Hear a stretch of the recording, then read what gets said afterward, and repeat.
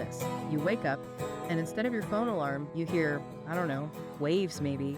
Lake Superior lapping right outside. And the air smells like pine, that damp earth smell.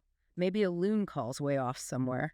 That's the feeling we're chasing today. We're diving into how you can actually book one of those amazing government-run cabins in Michigan's Upper Peninsula. The UP. Welcome to the deep dive. This is where we take your sources, your questions, and boil down all that complex info into something you can actually use, a real game plan. So today's mission is pretty focused. We want to cut through all the noise, the confusing websites, and give you the shortcut to finding and booking those special cabins. You know, the ones inside the state parks, the national forests, even the lake shores. Yeah, it's absolutely key if you want that authentic UP experience. Booking these specific park-managed cabins, well, it's a whole different ballgame than just finding an Airbnb somewhere nearby. They're often cheaper, definitely more rustic, and you're right in the park. But they book up so fast, like instantly. So we're going to walk you through exactly how to get ahead of the crowd. Okay, and look, if this deep dive helps you land that dream spot, and we really think it will, please do us a favor, hit subscribe, maybe give us a like, and check out the description. We've got affiliate links for gear you might need. Using those helps us out. Oh, and definitely drop a comment suggesting what topic we should tackle next. Right, let's get into it. This whole UP cabin scene is, well, competitive is putting it mildly. You need a strategy. So, first things first, you need to know what you're actually trying to book. We're talking official park cabins here, not private rentals. Exactly. And the Michigan DNR, that's the Department of Natural Resources, they offer a few different kinds of places to stay beyond just pitching a tent. You've basically got three main types of cabins, and knowing the difference, especially what they don't have, is pretty crucial for packing and just setting expectations. Okay, let's break down that hierarchy then. What's the difference between, say, a mini cabin, a camper cabin, and then the really back-to-basics rustic ones? So the mini cabins are your starting point. They're usually pretty small, just one room. Think of them as a basic, cozy place to crash. They generally sleep up to 4 people. The key thing is they do have electricity. So you get lights, power outlets, and usually some kind of electric heat. Right, so they keep you warm and dry, give you somewhere solid to sleep, but that's kind of it. You're still heading outside for, well, the basics. Precisely. No plumbing inside, none at all. You're using the main campground facilities, the bathrooms, the showers. Now, in the off-season, like for a winter trip, which is actually really popular up there, those modern bathrooms might be closed. Then you're looking at a hand pump for water and vault toilets. Vault toilets. Okay, just so everyone's clear, that's basically a permanent outhouse, right? No running water, no flush. Clean, functional, but definitely not a hotel bathroom. That's a really important point, yeah. Okay, so next up are the camper cabins. These are generally what people picture, I think, and they're a definite step up. They're bigger, maybe around 400 square feet, sometimes split into 3 rooms. They can sleep more people, maybe up to 6. Still got electricity, often better heating too, like a wall heater or maybe even a little propane fireplace. And the big draw here, the thing that makes a longer stay way easier, is they usually have some basic kitchen stuff, right? Absolutely. That's the game changer for many. A lot of camper cabins will have a small fridge, a microwave, maybe a coffee maker, so you can actually store food, reheat leftovers, make coffee without building a fire. It's a big convenience jump. But, and this is important, just like the minis, still no running water or bathroom inside. You're still using those central campground facilities. Okay, so even in the nicer camper cabins, you might be making a midnight run outside in your PJs. Good to know. Setting expectations. But if what you really want is that deep UP silence, that total isolation, then you're looking at the third kind, the rustic cabins. Yeah, the rustic cabins, these are the real deal cabin in the woods. They vary a lot. Some are old log cabins, really historic, and they're often way out there, totally isolated. The main thing here is no electricity, no indoor plumbing, heat, usually a wood stove, sometimes propane. Water comes from a hand pump or maybe even a spring. You're completely off-grid. Wow. And some of those can hold a lot of people, right? Like big groups, but you better be ready to haul everything in, lights included. Oh yeah, lanterns, headlamps, absolutely essential. You bring everything. They offer incredible seclusion, but it's definitely more effort. It turns a simple trip into, well, more of an expedition sometimes. Okay, that paints a clear picture of the options, but whether you want that comfy camper cabin near Tuckerman Falls or a super remote rustic spot, chances are lots of other people want it too. Now, let's talk strategy. How do you actually win this booking game? Right, for the state park cabins run by the DNR, the key phrase is the 6-month drop. This is probably the single most important piece of advice. The reservation window opens exactly 6 months in advance on a rolling basis. And for popular dates, especially summer and fall weekends in the UP, it is fierce. Okay, so walk me through that. If I want, say, October 10th for peak fall colors, I need to be online, logged in, ready to click exactly when. April 10th at 8:00 a.m. Eastern Time. Sharp. Not 8:801 a.m. The most popular cabins on the best weekends. They literally book within seconds of opening. You need your account on MidianRreservations.com, all set up, payment info saved, and just be poised to hit that button right at 8 a.m. If you hesitate or you log on a minute late, you'll likely see that booked icon pop up. It's that fast. Wow, okay. Sounds intense, like concert tickets for nature lovers. So if you miss that initial drop, or you just can't be that fast, are there other ways to improve your odds? Or are you stuck looking at private rentals? No, there are definitely tactics. One big one is targeting the shoulder seasons. Think late September into October for fall colors. It's still busy, yeah, but maybe slightly less insane than July or August. Or consider late winter, February, early March. You get that amazing deep snowpack, fewer people competing for spots, and it's just stunningly beautiful. Easier reservations usually. And what about timing during the week? If you can't get Friday to Sunday? Go for weekdays. Monday through Thursday stays are significantly easier to book than weekends. Or try splitting your trip. Maybe book a Monday, Tuesday at one place, then Wednesday, Thursday somewhere else. That flexibility can really open things up when those solid weekend blocks are gone. Okay, that makes sense for the state parks. But the UP also has national forests, Isle Royale National Park. Those run on different systems, don't they? They absolutely do. And they're great alternatives or additions. For the U.S. Forest Service cabins like the McKeever cabin in Hiawatha National Forest, which is a classic you book through recreation.gov, it's also usually a 6-month rolling window, similar to the state parks. But the really interesting thing there is often the price. How so? What kind of value are we talking? Well, McKeever, for instance, it's a rustic, year-round, off-grid cabin with a wood stove, firewood often provided, and it typically costs something like $45 a night. Yep. $45. Think about finding any private cabin for that price, let alone one inside a national forest boundary. It's an incredible deal if you're prepared for that rustic, no-frills experience. That's amazing value. Okay, and then there's the big one, the bucket list trip for many, Isle Royale. How does that work? Ugh, Isle Royale. That's the ultimate planning challenge. The Wendigo camper cabins out there are managed by the park concessionaire. You typically book through the Rock Harbor Lodge website or maybe over the phone.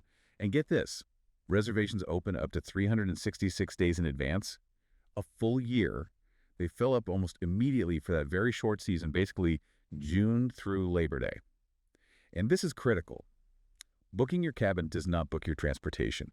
You have to arrange your ferry or seaplane ticket completely separately. It's a multi-step puzzle. Wow, okay, so mastering the booking is step one. Now, let's talk destinations. Assuming you snag a spot, where are some standout places to use as a base camp for UP adventures? Maybe start with a really popular one. You almost have to start with Tahquamenon Falls State Park. It's iconic. The River and Belt Pines camper cabin there is a perfect example of what a camper cabin offers. Sleeps 7, has electric heat, sits right where the Tahquamenon River flows into Lake Superior. Just a beautiful spot. And location-wise, that's prime. You're right there for the upper and lower falls, obviously, but it's also an easy drive up to a Whitefish Point, the Shipwreck Museum. Yeah, that's a great hub, especially for a first UP trip. Definitely.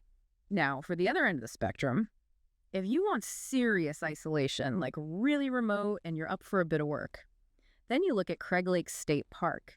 It's known as Michigan's most remote state park for a reason. The caretaker's cabin there sleeps 8, but it's truly off-grid. Wood stove for heat, no power. But the catch with Craig Lake is getting there, right? It's not just drive-up access. Not at all. You park your car, and then it's a 2-mile hike, or you can paddle in across the lake just to reach the cabin itself. That effort is what buys you the solitude. You absolutely need a way to haul your gear in a wagon, maybe a sled in winter. But once you're there, pure quiet. They renovated it in 2024, I believe, and even provide a couple of canoes during the warmer months. So once you make the trek, the lake is yours. Okay, adventure level dialed up. What about something accessible year-round, maybe further west in the Keweenaw? For that, Fort Wilkins Historic State Park up in Copper Harbor is fantastic. The Lake Fannie Hoo cabin there is a great choice. It's open all year, right on the lake, and puts you super close to all the Keweenaw Peninsula sites, the mines, the scenic drives. Plus, it's a prime spot for dark sky viewing. Think Northern Lights potential. Great for winter trips, too. Good point about year-round access. And speaking of logistics for state parks like Tahquamenon, Craig Lake, Fort Wilkins, a quick but crucial reminder, You need that Michigan recreation passport on your vehicle, right? Yes. Don't forget that. It's required for entry into all state parks, either the annual sticker on your license plate registration or you buy a daily pass when you arrive. It's easy to overlook, but essential to avoid a ticket. These are park stays after all. Okay, so speaking of being prepared, let's really dig into what you need to bring. Because treating these like hotel rooms is a recipe for a disaster, especially the rustic ones.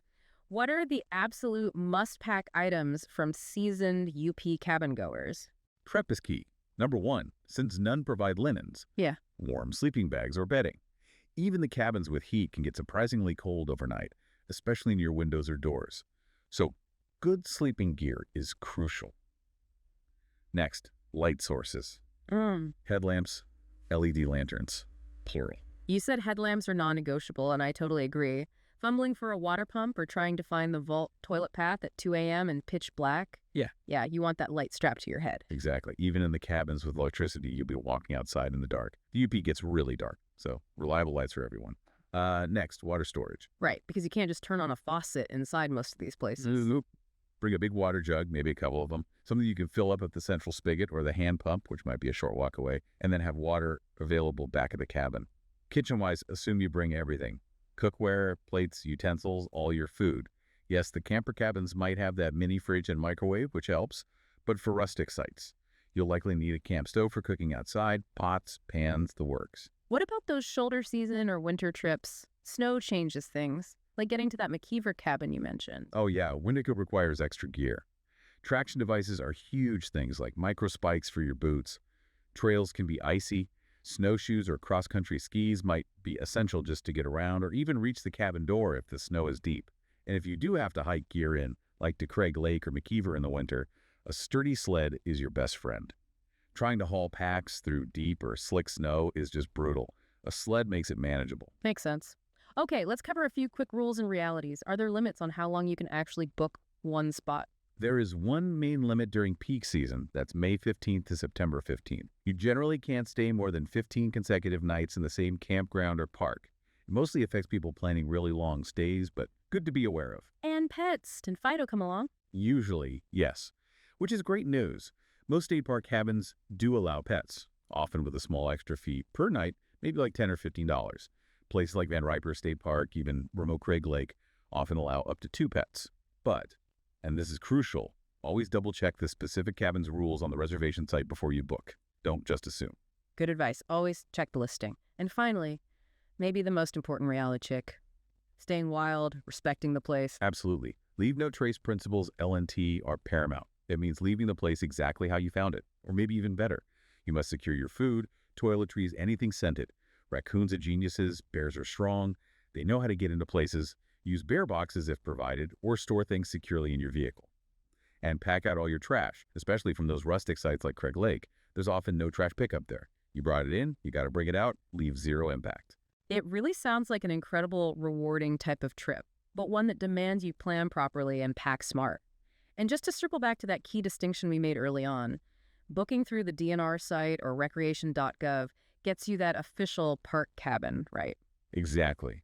That's the key to the immersive experience, being inside the park boundaries, often closer to the trails, the water, the quiet. It's why these official cabins, while sometimes more basic or rustic, are often cheaper and offer a different feel than the many private cabins you might see advertised just outside the park gates. For that true park experience, stick to the official booking sites. Perfect. Okay, that was a fantastic deep dive into cracking the code on UP cabins. Let's wrap it up with the main takeaways. If someone's planning a trip, what are the top 3 things they absolutely need to remember? Okay, recap. First, know your cabin type, mini, camper, or rustic. Understand what amenities you are and, more importantly, are not getting, especially regarding electricity and running water. Set those expectations. Second, the 6-month drop is real for state parks. Be ready right at 8 a.m. Eastern, 6 months before your desired date. Have backup dates, consider weekdays or shoulder seasons if you miss out on prime weekends. And third, pack smart for a rugged adventure. Prioritize warm bedding, ways to carry and store water, and definitely bring good lights. Headlamps and lanterns are your friends in the dark UP nights. Excellent. But I want to leave you with one final thought, something that came up in the sources that maybe flips the script on amenities. You might get frustrated trying to find cell service way out there, places like Craig Lake or deep in a national forest, but maybe, just maybe, that lack of Wi-Fi is the best feature. It really can be. When you're forced to disconnect, when your phone is just a camera, that's when you really see the stars or notice the silence or actually talk around the campfire. That lack of bars means dark skies, quiet moments, and honestly, better stories later. Hmm. The wilderness kind of demands your attention, and sometimes it's nice to have no choice but to give it. So we really hope you start planning that trip. A night or two in one of these unique UP cabins, it can genuinely change how you feel about getting outdoors. Thanks so much for joining us for this deep dive. Make sure you stay tuned for our next exploration into the topics you want to know more about.